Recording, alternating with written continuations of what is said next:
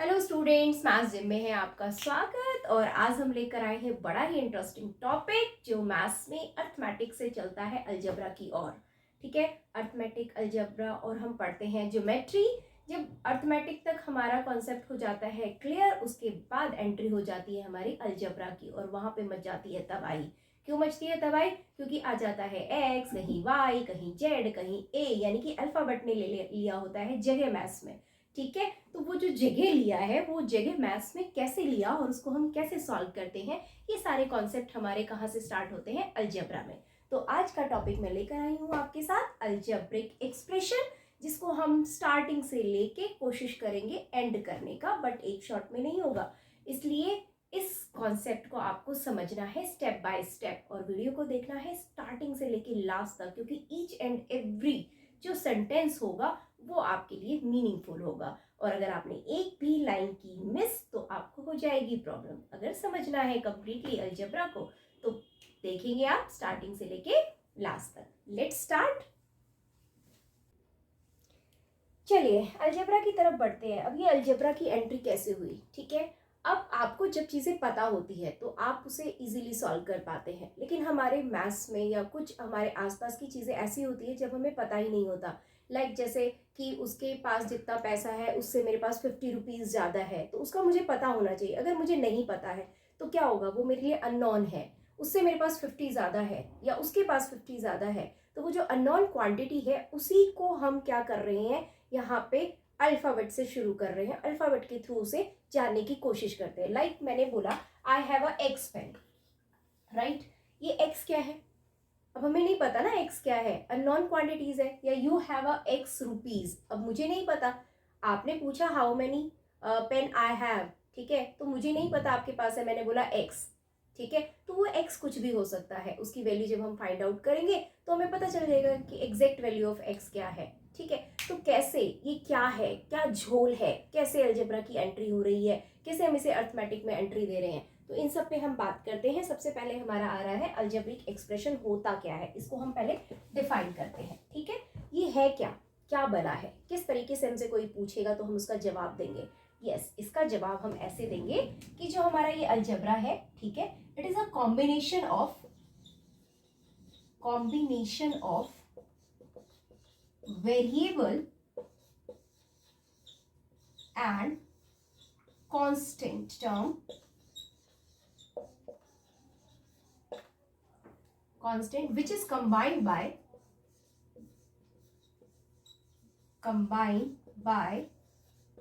Plus minus multiplication and division. ये four क्या है? ये फोर आपके अर्थमेटिक ऑपरेशंस हैं जिसपे अभी तक आप वर्क करते आ रहे हैं।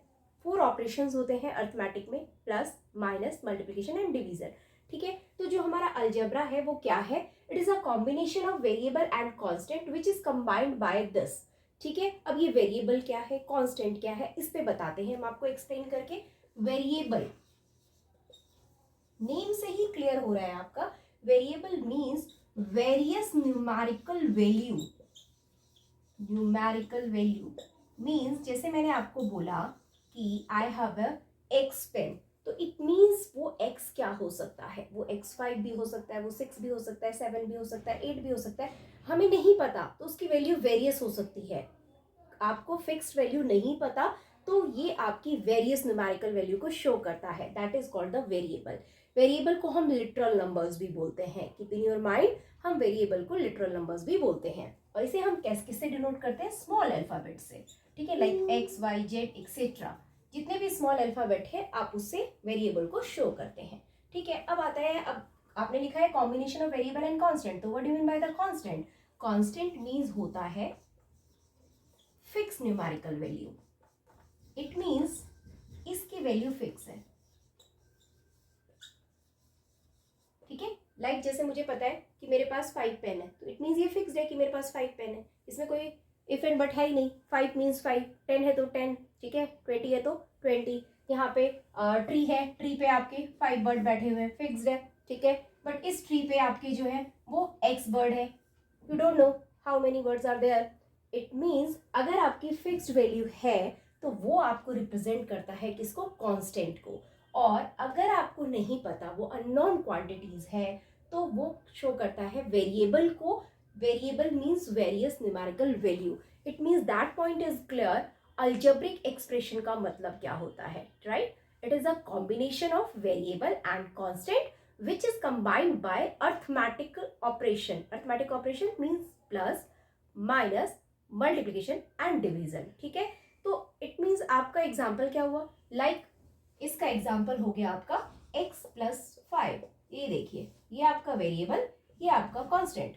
ठीक है, आपने इन दोनों के कॉम्बिनेशन से जो बनाया वो आपका क्या कहलाया, वो आपका कहलाया algebraic expression. That is the combination of variable and constant. Clear है? तो ये आपका डेफिनेशन क्लियर हो गया अलजेब्रिक एक्सप्रेशन का। आज के बाद कोई भी पूछेगा तो आपको फटाफट जवाब दे देना है कि भाई ये तो कॉम्बिनेशन है। किसका कॉम्बिनेशन है? वेरिएबल और कांस्टेंट का कॉम्बिनेशन है। और कैसे भी उसको ऐड करके, मल्टीप्लाई करके, डिवीजन करके आप कैसे भी ऐड कर दीजिए, that is called the variable, that is called the algebraic expression. Clear है? कोई कंफ्यूजन नहीं है? इस पे क्या क्या वर्क होता है, ये वेरिएबल के क्या रूल्स हैं, किस तरीके से ये ऐड होता है, किस तरीके से मल्टीप्लाई होता है, lots of things are there. ठीक है, चलते हैं हम आगे। ये आई थिंक क्लियर हो गया होगा डेफिनेशन।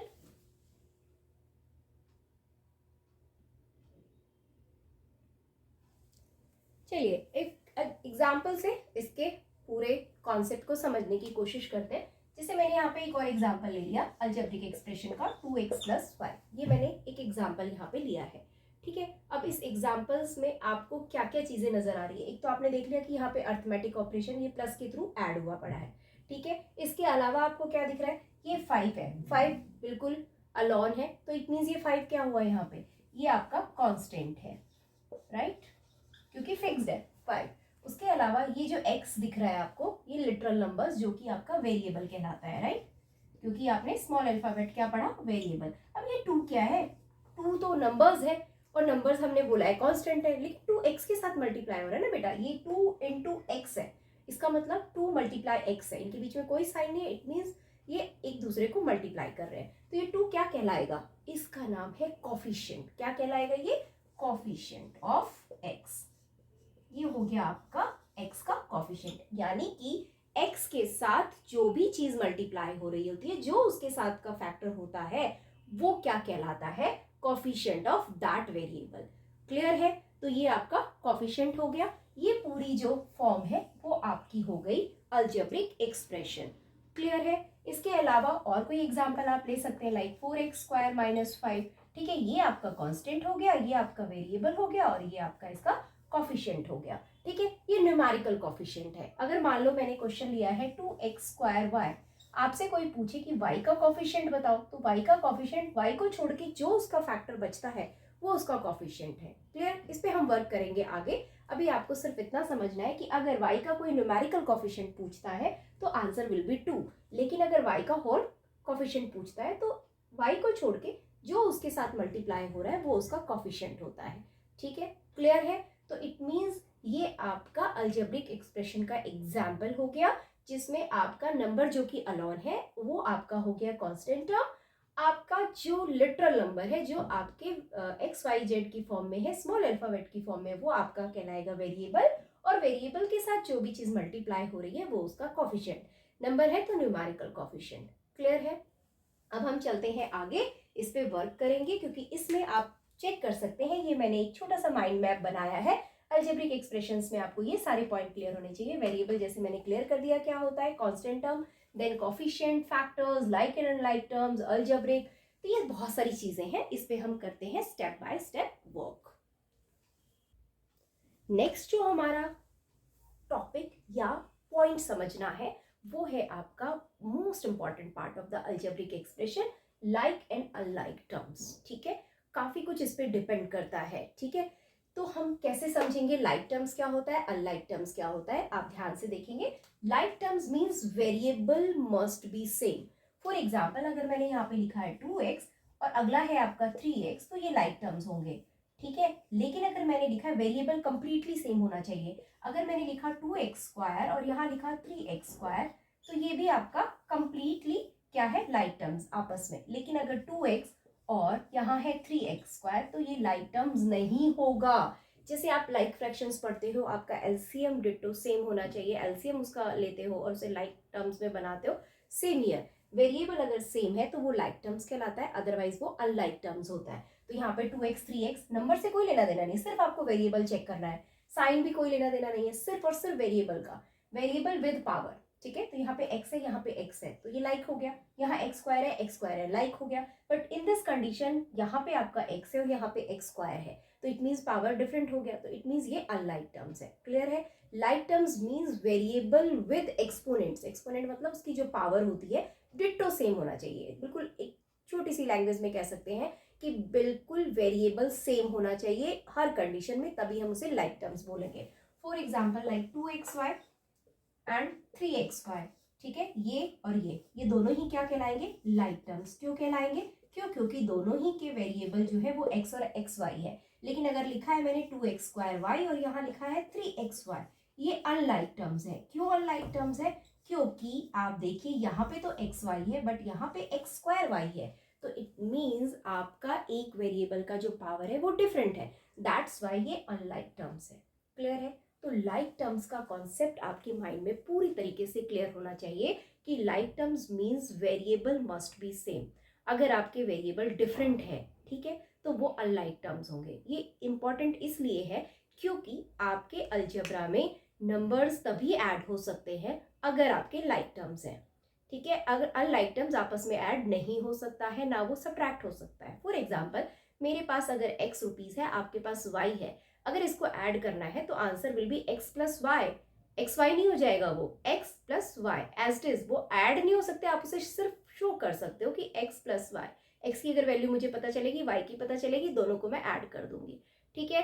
अगर x प्लस एक्स है, दोनों लाइक है, तो ये ऐड हो जाएंगे, x प्लस एक्स बन जाएगा 2x। इस पे भी आपको हम वर्क करके दिखाएंगे कि लाइक टर्म्स को हम कैसे ऐड करते हैं और अनलाइक टर्म्स कैसे ऐड होते हैं, ठीक है। इसलिए लाइक टर्म्स का कॉन्सेप्ट समझना बहुत ज़रूरी है।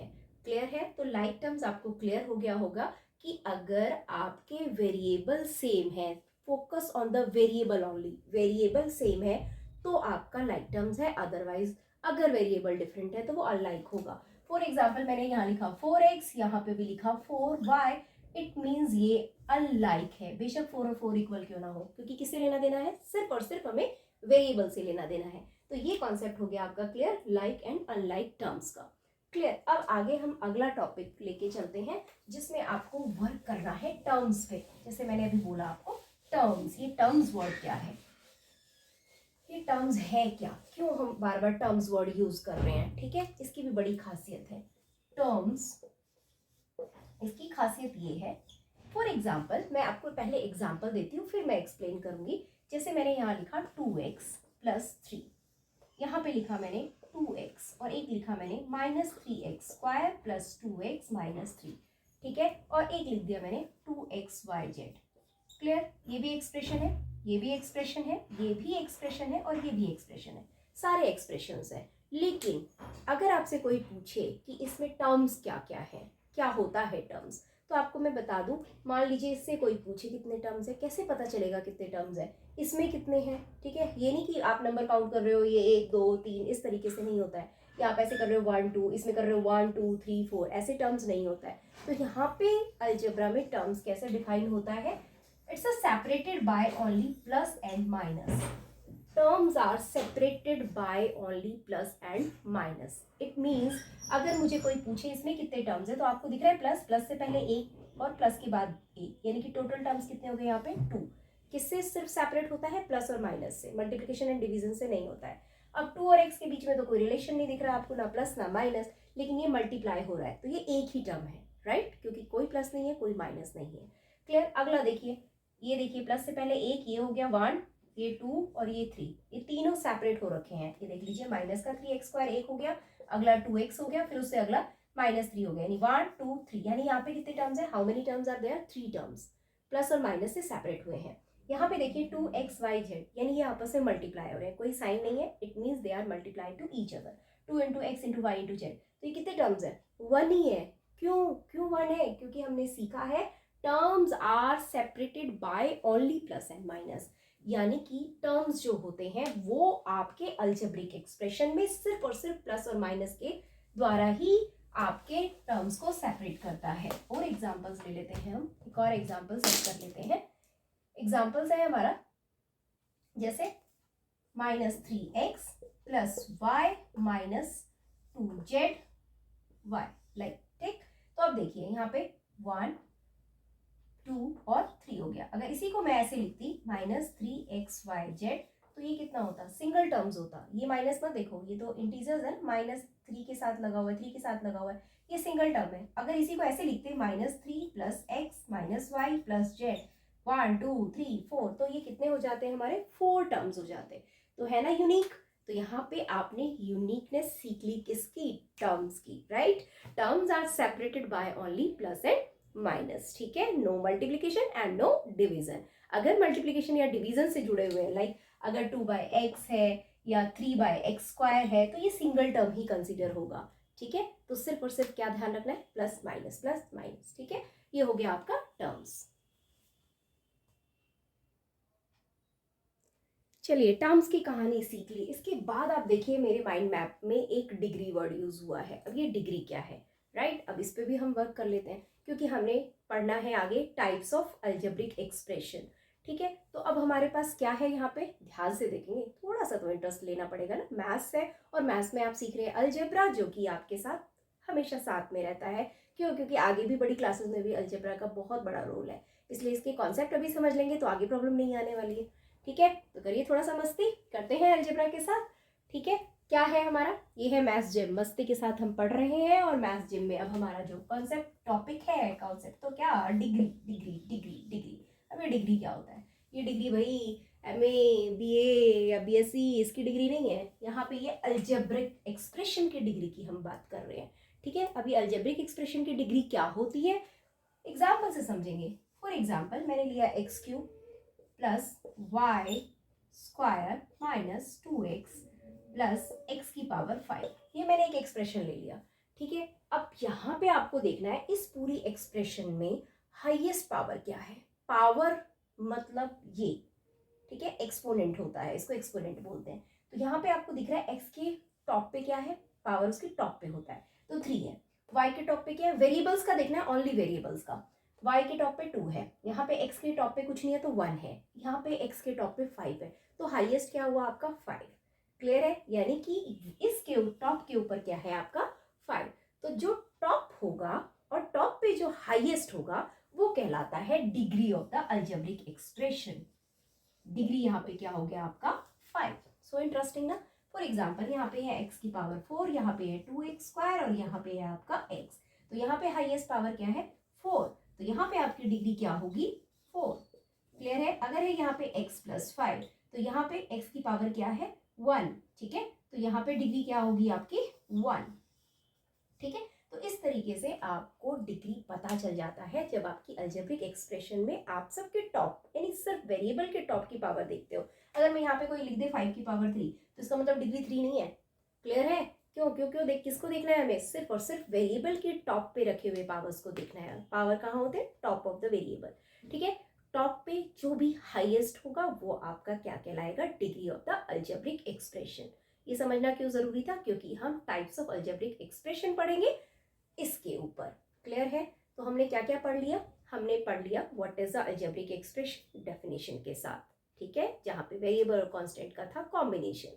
क्लियर। सेकंड टॉपिक हमने पढ़ा कि उसके कोफिशिएंट क्या होते हैं और उसका कांस्टेंट टर्म क्या होता है। क्लियर। उसके बाद हमने क्या पढ़ा, टर्म्स कैसे सेपरेट होता है, और अब हम पढ़ रहे हैं डिग्री क्या थी। तो डिग्री भी आई थिंक क्लियर हो गया है। अब हम इसके टाइप्स पे वर्क करते हैं और आपको समझाते हैं कि डिग्री और टर्म्स के अकॉर्डिंग आप अलजेब्रिक एक्सप्रेशन को कैसे डिफाइन करते हो। क्लियर। तो चलते हैं टाइप्स की तरफ। अब हम टाइप्स की बात कर लेते हैं। जब इतना कुछ हमने पढ़ लिया है तो टाइप क्यों ना पढ़े, टाइप क्यों ना समझे। ये नहीं देखना कि हमारे, अगर हम 6th में अलजेब्रा पढ़ रहे हैं तो हमारी बुक में क्या दे रखा है, हमें ये सब कॉन्सेप्ट 6th में ही कर लेना है क्लियर, ताकि 6th में भी ये चैप्टर है, 7th में भी है, 8th में भी है, 9th में भी है, आपको सब जगह ये काम आने वाला है। तो पूरा पूरा कॉन्सेप्ट आपको समझना है। तो अब आता है टर्म्स। टर्म्स के अकॉर्डिंग अलजेब्रिक एक्सप्रेशंस को किस तरीके से बांटा गया, डिवाइड किया गया। तो सबसे पहले जो इसमें किया गया है वो है मोनोमियल। मोनो जैसे आपको पता है मोनोरेल, मोनोमियल मतलब अकेला, ठीक है। मोनो मतलब अकेला, मोनोमियल मतलब हैविंग वन टर्म। अगर एक ही टर्म है तो वो कहलाता है आपका monomial, having one term. For example 2x एक ही है ना, 2 और x अलग अलग नहीं है, कोई प्लस माइनस नहीं है, तो 2x लाइक 3y, ठीक है, लाइक 5y स्क्वायर या 5, इसे भी आप मोनोमियल एक्सप्रेशन मान सकते हो। आप बोलोगे वेरिएबल नहीं है, कोई बात नहीं, आप वेरिएबल आप इसको x की पावर 0 लिख सकते हो, इस पर हम बाद में बात करेंगे, बहुत डीपली वर्क है इस पर। अभी आप फिलहाल ये समझ लीजिए दैट इज मोनोमियल, करेक्ट है। Monomial means having one term. Algebraic expression में टर्म्स के अकॉर्डिंग पहला जो है वो आपका है मोनोमियल, मीन्स जो अकेला है उसको बोलना है मोनोमियल। फिर दूसरा आता है बायनोमियल, नाम से क्लियर हो रहा है। बायनोमियल मतलब हैविंग टू टर्म्स, इसमें आपके टर्म्स होने वाले हैं टू।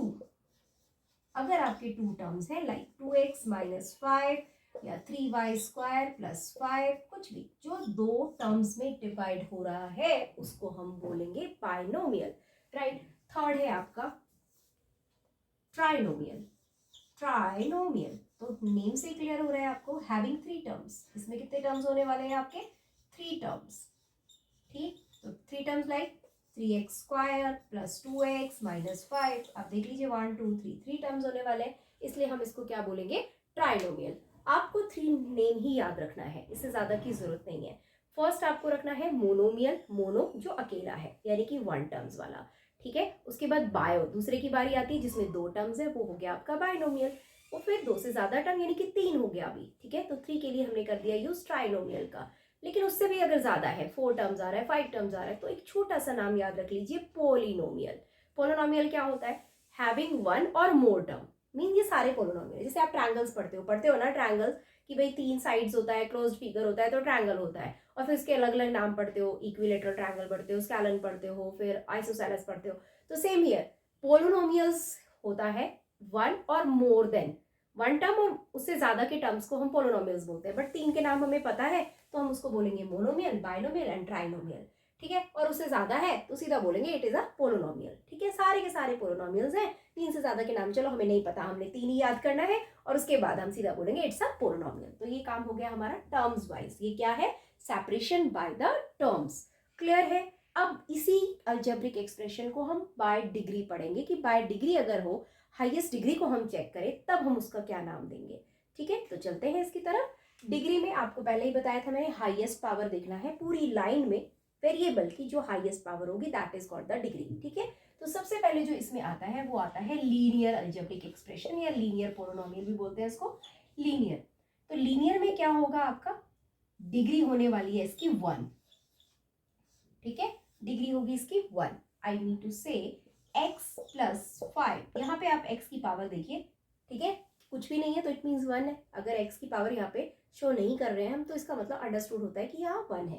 तो ये हो गया आपका लीनियर, चाहे इसमें कितने भी टर्म्स हो, टर्म से कोई लेना देना नहीं है, ठीक है। जैसे यहाँ पे सिर्फ अकेला x ले लिया तो ये भी आपका लीनियर है, y ले लिया ये भी लीनियर है, y माइनस 5 ले लिया ये भी लीनियर है। सिर्फ और सिर्फ हमें वेरिएबल की पावर देखनी है, टर्म्स पे वर्क यहाँ पे नहीं करना है। टर्म्स चाहे कितने भी हो, डजंट मैटर, मैटर क्या करेगा, वेरिएबल की पावर। वेरिएबल की पावर अगर हाईएस्ट 1 है, मतलब डिग्री 1 है, तो वो आपका लीनियर पोलिनोमियल होगा, ठीक है। फिर चलते हैं, दूसरा आपका होता है क्वाड्रेटिक लीनियर एक्सप्रेशन, या सॉरी क्वाड्रेटिक अलजेब्रिक एक्सप्रेशन, या quadratic polynomial, clear. Quadratic it means यहाँ पे जो डिग्री होने वाली है वो होने वाली है आपकी 2, ठीक है। highest power of the variable will be 2. For example, x square plus 5, y square minus 2y plus 5, यानी आपको highest power देखना है। highest power यहाँ पे 2 है, यानी कि डिग्री आपकी 2 है, तो इट मीन्स ये आपका क्वाड्रेटिक पोलिनोमियल है या क्वाड्रेटिक अलजेब्रिक एक्सप्रेशन है, क्लियर है। तीसरा आपका आ जाता है क्यूबिक, यहाँ पे भी आपको तीन ही नेम याद रखना है, क्यूबिक पोलिनोमियल, ठीक है। यहाँ पे डिग्री क्या होगी, नाम से क्लियर है ना, नेम से क्लियर हो रहा है, डिग्री 3 होगी। For example y cube minus 5y plus 4, term से यहाँ पे कोई मतलब नहीं है, चाहे सिंगल ही टर्म क्यों ना हो, ठीक है। आपकी सिंगल टर्म है उससे भी कोई फर्क नहीं पड़ रहा है, इसको सिर्फ और सिर्फ इसको देखना है कि आपके पोलिनोमियल में जो आपका वेरिएबल आ रहा है उसकी जो डिग्री है वो आपकी क्या है। अगर डिग्री 1 है तो लीनियर, अगर डिग्री 2 है तो वो आपका हो जाएगा क्वाड्रेटिक, और अगर डिग्री आपकी 3 है तो वो बन जाएगा क्यूबिक। उससे ज़्यादा है तो सारे के सारे पोलिनोमियल्स है भाई, हमें नहीं पता, बस 3 हमें अभी अच्छे से लर्न करना है। हमें 3 की ही अभी नीड है तो हम 3 ही कर रहे हैं। क्लियर है? तो ये आपके हो गए types of algebraic expression by the terms and by the degree. Clear है? तो दोनों ही कॉन्सेप्ट आपके यहाँ पे क्लियर हो गए हैं। अब हमें अलजेब्रिक एक्सप्रेशन की जो मेन कॉन्सेप्ट थे वो आ गया है समझ में। अब इसका वर्क कैसे करना है ये करेंगे हम नेक्स्ट वीडियो में। आज था हमारा सिर्फ और सिर्फ कॉन्सेप्ट बेस्ड वीडियो। इसको आपको शुरू से लेके लास्ट तक देखना है। आपने खुद ही देखा है ना कि फर्स्ट, जिसने देखा होगा कि फर्स्ट से लेके लास्ट तक ईच एंड एवरी जो स्टेटमेंट है वो आपके लिए यूजफुल है। तो इसको देखिए, समझिए, ताकि नेक्स्ट वीडियो में जब हम क्वेश्चंस करेंगे इससे रिलेटेड तो आपको अच्छे से समझ आएगा। तो आज के लिए इतना ही काफ़ी है। और अगर आप इस चैनल पर हैं नए तो वीडियो को यहाँ पर करिए, इस चैनल को सब्सक्राइब, वीडियो को करें लाइक, करें कमेंट, और करें जितना ज़्यादा शेयर कर सकते हैं उतना ज़्यादा करें शेयर, ताकि हम अच्छे अच्छे कंटेंट्स आपके लिए लाते रहें, आपके साथ एंजॉय करते रहें और आपको पढ़ाते रहें। Bye bye.